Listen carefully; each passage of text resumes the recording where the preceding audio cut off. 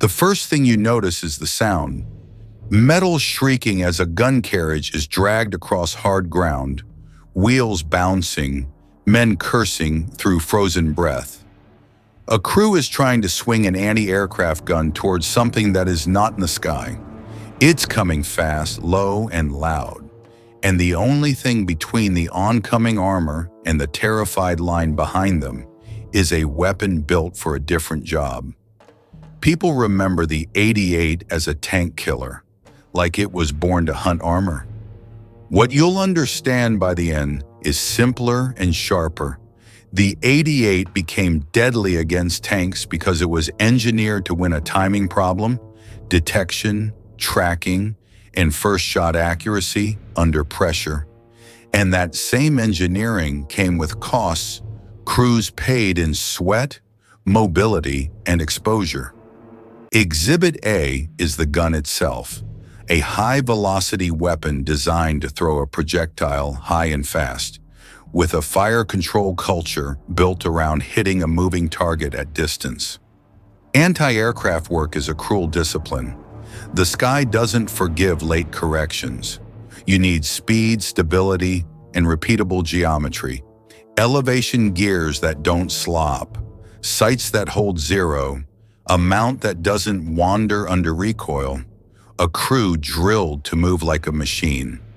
That's why the 88's barrel length, chambering, and overall build quality mattered long before anyone pointed it at a tank. But here's the myth-bust line.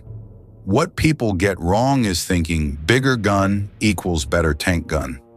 The 88's advantage wasn't just caliber, it was the system. Muzzle velocity, flat trajectory, optics and laying speed, and a crew routine built to put a round where the math said it would be before the target could change the situation. Now put that system in the wrong environment. A tank fight is rarely a clean gunnery range. It's dust, glare, vibration, heat shimmer, and sudden angles. And the 88, for all its precision, is not a cozy ambush tool. It is tall, it needs room to traverse, it needs time to emplace. It needs a crew that can keep feeding it while shells slap dirt around their boots. If you want the gun's reach, you also accept the gun's visibility. Picture an early mid-war desert track, late afternoon light turning everything harsh and flat. Accounts describe columns moving with minutes to decide. Either stop the armor now or lose the position before the next radio message even arrives. The 88 crew is not thinking about hero shots. They're thinking about angles. Can they get the split trail legs set before the first enemy hull-down silhouette appears? Can they keep the muzzle stable on uneven ground? Can they lay the gun fast enough without the fine tracking tools they'd normally rely on? This is where the built wrong for tanks claim becomes true. The gun was never meant to be pushed forward like a brawler. It was meant to be an instrument, placed, aligned, and fed with predictable rhythm. Anti-aircraft doctrine favors prepared positions, communication, and coordinated fire. Anti-tank emergency favors surprise, concealment, and violent simplicity. The 88 carries the first set of instincts into the second environment, and that clash is the story. Exhibit B is the crew workflow. In the air defense role, teams train on range estimation, lead, fuse setting, and coordinated tracking. That creates a kind of mechanical confidence. Do the process and the projectile will obey. Against armor, the process changes. The target is lower, smaller, sometimes hidden until the last second. If you misjudge range by a little, you don't get a near miss, you get a ricochet, or you hit the dirt, or you lose precious seconds while the enemy closes. So the 88's strength becomes a paradox. Its flat trajectory and high velocity reduce the penalty for imperfect range calls. The gun gives crews a wider hit window in real conditions, not because it's magically accurate, but because it makes fewer demands on perfect estimation. A round that flies flatter gives you forgiveness. Forgiveness buys time. Time is what battlefield gunnery never has. And yet every advantage has a bill. To turn an 88 into an emergency anti-tank gun, you often have to expose it. The gun's height and silhouette are hard to hide. The crew is outside, standing visible. The carriage is a target. If the enemy has artillery, mortars, or even a machine gun with a clear line, the gun position becomes a magnet for fire. In a tank, armor absorbs mistakes. In an 88 crew, bodies do. There's another cost people skip. Mobility is not just speed on a road. Mobility is how fast you can become ready to fire and how fast you can leave without losing the gun. A heavy piece with a complex mount can be moved, but moved is not the same as repositioned under threat. The 88 can dominate an approach, but if the fight shifts by a few hundred yards at the wrong time, the crew may be stuck with their own masterpiece. Perfectly engineered, perfectly wrong for the new angle. So why did it work anyway? Because war rewards systems that solve the timing problem under stress. High velocity reduces lead error, stable mounts reduce wobble, good optics and disciplined laying reduce the human lag between seeing and firing. Even when used outside its intended role, the 88 carries its engineering DNA into the moment, and the moment is what decides who lives. But that doesn't mean it was an ideal tank weapon. It means the battlefield selected for a tool that could produce first-hit effects before the target could change the geometry, at the cost of visibility, setup time, and crew risk. And in the next stretch, we have to answer the uncomfortable question the myths avoid. If the 88 was so perfect, why didn't everyone just copy the idea? Why did crews still fear the minutes it took to get the gun into action? Because the minutes you spend getting the gun into action are not free minutes. They are minutes the enemy is also using. Copying the 88 wasn't a question of drawing a bigger barrel. It was a question of copying an industrial habit, precision metalwork, consistent propellant performance, optics that stayed honest after vibration, and mounts that didn't loosen into slop after a few hundred hard shots. Anti-aircraft guns live and die by repeatability.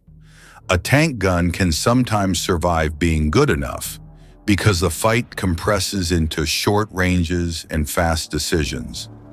An air defense gun that drifts is a liar. So when you ask, why didn't everyone copy the idea? The answer begins with the boring word nobody wants on a thumbnail: tolerances. The 80s, mount and carriage were part of the weapon. The gun had to track smoothly in elevation and traverse, not jerk, not bind, not sag. That meant big machine surfaces and bearings that had to be clean and true. It meant a platform that could absorb recoil without walking or twisting. And it meant a system that could be moved and set again without the geometry changing. If you build the barrel but cut corners on the mount, you end up with a weapon that looks intimidating and still misses. Now look at the other half of the copy problem: doctrine and labor. A crew doesn't become fast at emplacing a tall, heavy gun by reading a manual. They become fast by repeating the same choreography until it becomes automatic. Legs down, platform level, sights checked, ammunition staged, lines of fire cleared, and a command rhythm that prevents the gun from becoming a crowd of men pulling at levers in different directions. That kind of discipline is learned. It also costs time to train, time to keep teams intact, and time to rebuild when casualties or transfers break the muscle memory. That is why crews fear those minutes. Because the 88's biggest battlefield weakness against tanks wasn't armor thickness or gun power. It was exposure during transition, the moment between moving and ready. In that moment, the gun is tall and helpless. The trails may be open, but not dug in. The sights are not settled. The first round is not yet in the breach. If the enemy catches you there, you're not a legendary tank killer. You're a pile of machinery in the open. An anchored vignette makes the point. Early to mid-war, North Africa, hard light and long shadows. Reports describe armor appearing with almost no warning over a shallow rise. A German battery commander has seconds to choose. Keep the gun in towing configuration and gamble on escape, or force the crew into a rushed emplacement and gamble on the first shot. Either choice is a clock. If you run, you might lose the gun to breakdown or soft sand. If you stop, you might lose the crew before the gun speaks. This is where the 80's wrong for tanks identity becomes real. A purpose-built anti-tank gun is designed to be low, quick, and sneaky. Easier to dig in, easier to hide, easier to swing without advertising itself. The 88 is the opposite. It's a precision instrument with a tall silhouette that asks for time and space. The battlefield sometimes gives you neither. But when the battlefield does give you a lane, an approach road, a gap between ridgelines, a long desert track, the 88 turns that lane into a trap because the system was built to win a geometry contest. A flat trajectory and high velocity compress the problem. Range errors hurt less. Target movement matters less. And because the gun can reach out, the crew can begin the engagement earlier, before the enemy's shorter-range weapons and machine guns can easily rake the position. What people get wrong is thinking this is just penetration. Penetration is the headline. The mechanism is timing. A tank commander under fire doesn't calmly solve a math problem. He reacts, button up, turn, smoke, reverse, call for support. The first accurate hit doesn't just damage a vehicle, it breaks the enemy's plan. The 80's real battlefield effect was often psychological and procedural. It forced tanks to fight the clock, not the gun. Once a crew believes the next ridgeline can reach out and touch them, they slow down, disperse, and hesitate. That buys the defender minutes, and minutes are everything. So why not emulate it everywhere? Because emplacing the 88 for direct fire created a second problem: supply and sustainment. High-velocity guns are hungry. They eat barrels and recoil parts.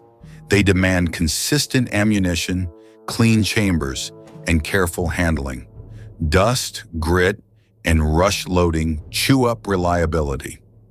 In anti-aircraft roles, crews often have more predictable setups, more organized ammunition staging, and a bigger support tail. In improvised anti-tank use, the gun is pushed forward into dirty, chaotic conditions. Each round matters, and each malfunction is a crisis. And then there's the visibility bill. The gun's height isn't a footnote, it is a beacon. Once an 88 fires, it tends to draw everything: artillery splashes, mortar rounds, machine gun sweeps. The crew's survival depends on speed. Speed of re-aiming, speed of loading, speed of shifting a few degrees to catch a moving hull, speed of deciding when to stop firing and move. But moving again is not just hook it up. It's a procedure that can't be rushed without making the weapon less accurate later. A gun that loses alignment becomes a fearsome-looking liability. That is the strength that becomes a weakness. The 88 is so good at hitting a target when it is settled that commanders are tempted to keep it firing even when the position is compromised. The gun earns trust. And that trust can become stubbornness. A low anti-tank gun can disappear after 2 shots. The 88, by nature, tends to stay. And staying turns into a contest of who can bring more explosives faster. So the real myth bust is this. The 88 was not perfect for tanks. It was perfect at one thing: delivering accurate, high-velocity fire at meaningful range, because it was engineered for the sky's unforgiving timing. War simply discovered that those same traits could collapse the timing problem on the ground too. The cost was paid in setup minutes, in crew exposure, and in the burden of keeping a precision system functioning in brutal field conditions. And that leads to the next decision the myths skip. When commanders had both options, purpose-built anti-tank guns in the 88, what made them choose the tall, risky instrument anyway, even when concealment was the difference between life and death? Because when they chose the tall, risky instrument, they weren't choosing a better gun. They were choosing a better position, a position that could turn time into distance and distance into control. If you can pre-sight an 88, you can make its worst moment disappear. The setup minutes happen before the enemy arrives. The silhouette is broken by terrain. The ammunition is stacked where hands can find it in the dark. A phone line or runner exists. The platform is leveled. The traverse is smooth. Now the weapon isn't improvising, it's executing. That's the difference commanders bet their crews on. Exhibit A is the kill zone. An 88 used well doesn't hunt tanks. It edits the battlefield so tanks have to enter a narrow problem at a bad angle. On a schedule the defender controls. The gun is placed not where it can shoot the most, but where it can shoot the first. First accurate fire is leverage. It forces armor to button up, slow down, and choose between pushing forward blind or stopping in open ground to coordinate smoke, artillery, or infantry screens. Either choice spends minutes. Exhibit B is integration. The 88 becomes deadly when it is not alone. A low anti-tank gun can survive by being hidden. The 88 survives by being supported. That means nearby machine guns to punish anyone trying to rush the position. It means infantry posted to stop flanking. It means another gun, even a smaller one, covering the approaches that the 88 can't traverse too quickly. And it means someone watching the lane, an observer on a rise, a forward scout with binoculars, a field phone back to the gun, and a discipline of firing only when the shot matters. What people get wrong is imagining the 88 as a lone hero weapon, sitting on a ridge like a boss fight. In real operational use, a lone 88 is a liability because the weapon's strengths are also its tells. The muzzle blast is obvious. The smoke signature is readable. The concussion carries. After the first few rounds, anyone with a map and an artillery net will try to bracket it. So the real question becomes, can you win the duel against counterfire before counterfire arrives? That duel is mostly logistics. The gun's rate of effective fire is limited by more than the loader's arms. It's limited by how quickly ammunition can be brought forward without exposing trucks, how quickly a barrel can be cooled, how quickly the crew can keep the platform from walking, and how quickly small failures can be corrected. A jammed extraction isn't a minor inconvenience in a direct fire duel. It's lost tempo, and lost tempo is how a tall gun dies. An anchored vignette shows the mechanics without turning into a battle recap. Early to mid-war, Europe, a wet field edge with a hedgerow line. Visibility is broken into short windows, gaps between trees, a bend in a lane, a shallow cut in a road. A battery has been told to cover an approach, But the approach is not a straight line. It's a series of glimpses. The crew can't swing the gun like a turret. Traversing too far risks revealing the position. Traversing too slowly risks losing the shot window. The commander has to decide, hold fire for a clean side angle, or take an earlier, poorer shot to force the column to react. The 88 is built to reward that discipline. High velocity compresses the aiming problem. The flatter path reduces the penalty for small-range errors. That means if you've guessed the lane correctly, you can turn one brief exposure into a hit that changes everything downstream. But the 88 punishes panic. If you fire too early, you reveal yourself, and now your tall silhouette is a coordinate in someone else's notebook. This is where the "built wrong for tanks" line gets sharper. Tanks don't arrive politely one at a time. They arrive with noise, dust, infantry, mortars, and confusion. The 88's anti-tank effectiveness rises when the defender can strip that chaos down into a single geometry problem. That's why you see the weapon used in roles that create predictability, protecting key roads, covering river crossings, shielding an airfield's approaches, anchoring a defensive line with pre-planned fields of fire. And it's why you also see failures that look like bad luck, but are really the weapon's physics colliding with tactical reality. A tall, precise gun needs a stable microenvironment. It needs a crew that can hear commands. It needs optics that aren't smeared by grit. It needs a firing lane that isn't instantly filled with smoke, dust, and ricochets. It needs traverse that doesn't bind under load. When those conditions collapse, when the ground is soft, when the lane is cluttered, when infantry gets close, the 88's advantages shrink and its costs stay. Even ammunition becomes part of the myth. People talk as if every round is an armor-piercing miracle. But a unit's ammunition mix is a real constraint. Some loads are optimized for air targets, some for ground, some for blast, some for fragmentation effects. The wrong mix at the wrong moment doesn't make the gun useless, but it forces compromises. Firing a round that will work rather than a round that will finish. And that changes tempo again. More rounds, more smoke, more exposure, more time for the enemy's support weapons to find you. So commanders who chose the 88 in ground roles were usually choosing a package, a weapon plus a system that made its time costs acceptable.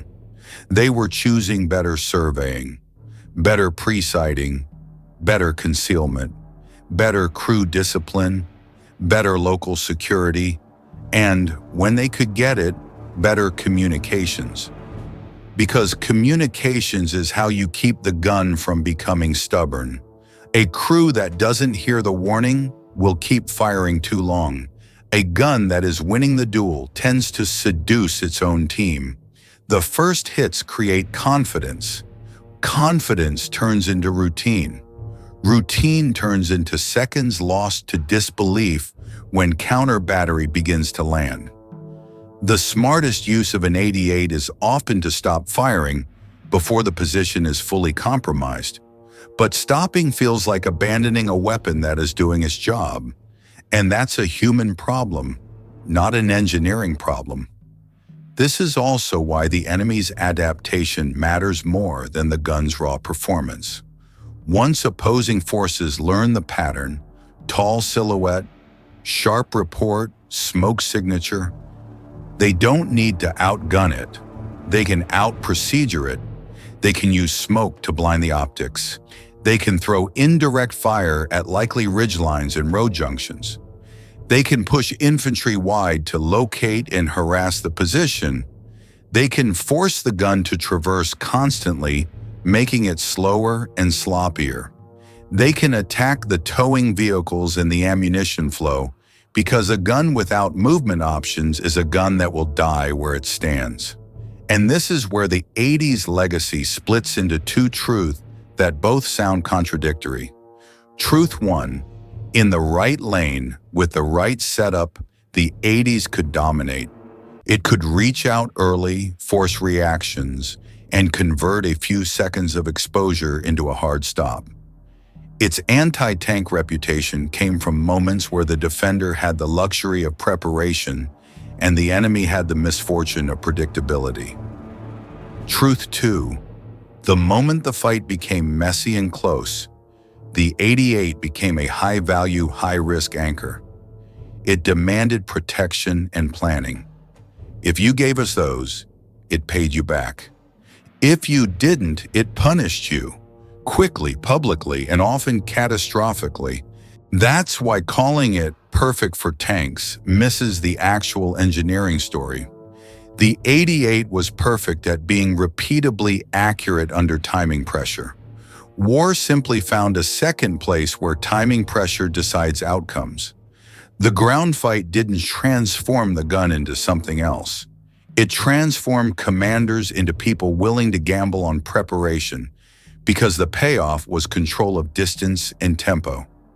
But the gamble had an expiration date, because once the other side learned the pattern, the real contest became whether an exposed precision system could survive a fast, methodical counter, and the next decision was whether to keep the 88 where it was feared, or to redesign the entire concept into a purpose-built ground weapon that didn't need the sky's compromises. Plan confirmed. I will continue the same single continuous story and deliver Section 4 as clean narration, then the ledger, then 50 image prompts. The crew chief's hands were black with soot and cordite, but he wasn't looking at the barrel. He was staring at the mount, the jacks, the thin steel legs that had to hold steady while the whole gun tried to climb out of the earth. That is where the 88 becomes a courtroom exhibit, not a legend, because the 8.8 centimeter flak did not become the tank killer by being magically powerful. It became lethal because it was engineered for a different job, high-altitude accuracy under time pressure, and that job forced design choices that accidentally solved the hardest parts of anti-tank work. Exhibit A is speed. In an anti-air role, a gun crew is fighting a clock that does not pause. A bomber stream is not a single target. It is a moving schedule. A gun that takes too long to traverse, elevate, fuse, and fire might as well be silent. So the 88 family was built around fast, smooth aiming and a disciplined routine. Traverse, elevate, set, load, fire. That same smoothness is exactly what a crew needs when a tank appears and keeps closing. What people get wrong is thinking big caliber is the secret. The correction is colder. A gun that can be aimed and fired quickly is a gun that gets the first accurate shot. Exhibit B is optics and prediction discipline. Anti-air gunnery is measurement under stress, range, bearing, altitude, speed, then a corrected solution. Flak culture trained crews to trust instruments, track a moving aim point, and accept that the first round is data. Against armor, that mindset becomes ruthless. A miss is not failure, it is calibration. Now place that on a real slice of ground. Early summer 1941, open country where visibility stretches and dust hangs low. A German battery is emplaced for air defense because air attack is expected. Then the horizon changes shape. Low silhouettes, not aircraft. The decision is made in seconds. Swing the gun, drop elevation, choose the most dangerous target first. This is the moment myths skip because it is not glamorous. It is work. Dragging a weapon into a new geometry. And here the 88 shows its built-in trade-off. In the air defense role, crews accept weight because stability and elevation range matter. A heavy mount is a price you pay to keep aim steady at high angles, but weight becomes a trap when you need to redeploy. An 88 is not a rifle. It is a piece of architecture. If you cannot get it into position in time, its power is irrelevant. That constraint is why the 80's reputation did not automatically mean it was always the right answer. Sometimes the right answer is the weapon that can be where it needs to be, not the one that wins on a firing range. So the solution evolved. When you need a gun for tanks, you want a lower silhouette, faster emplacement, and enough protection for the crew to stay at the sights while incoming fire walks closer. You also want ammunition designed for armor, not just for burst patterns in the sky. Those are not small adjustments. They are a different philosophy. This is where improvisation becomes purpose-built engineering. The 88's battlefield success was an argument for high velocity, long barrel, and disciplined gunlaying. But it was also evidence against itself. It proved anti-tank combat demanded mobility and survivability that an air defense mount could not always provide. And that is the deeper principle. Wartime innovation often comes from systems optimized for a different constraint. A tool built to meet one hard deadline can, under pressure, solve another problem better than a tool built casually for that second job. But the moment you rely on that accident, you discover the hidden bill. The bill here was logistics. Heavy guns eat transport capacity. They demand tractors, fuel, trained drivers, spares, and time on roads already crowded with everything an army needs.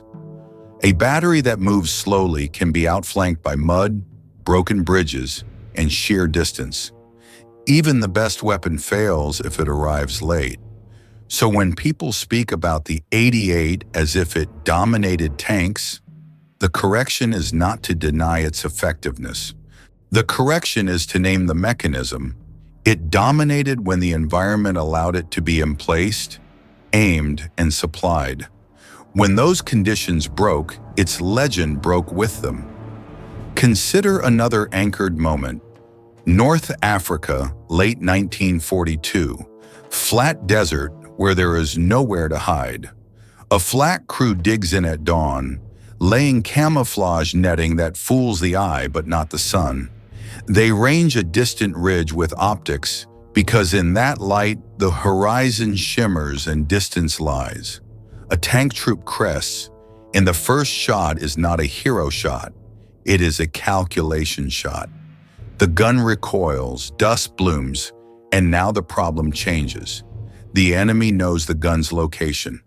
Counterfire starts to walk in, and the crew must choose: stay on the sights and finish the job, or limber up and disappear before the next salvo. This is the 80's other secret. It hits hard, but it also makes itself visible, and its tall profile gives the enemy something to aim at. That is why crews prize speed in drill and speed in decision, not just speed in muzzle velocity. Now tie the threads cleanly. The 80's so-called weakness, being built for the sky, forced it to be fast in aim, stable in firing, and disciplined in calculation. Those traits made it terrifying on the ground. Its so-called strength, size, and power also made it hard to move, hard to hide, and hard to keep in the right place at the right time. Perfection wasn't the point. Availability was. If you want the verdict lines, they are simple. Accuracy beats caliber when seconds decide the first hit. A weapon's best feature is useless if it cannot arrive. And in World War II, the real killer was not the gun. It was the constraint it was built to survive. Thanks for watching. If you want more World War II stories told through real constraints and mechanisms, subscribe. The link is in the description.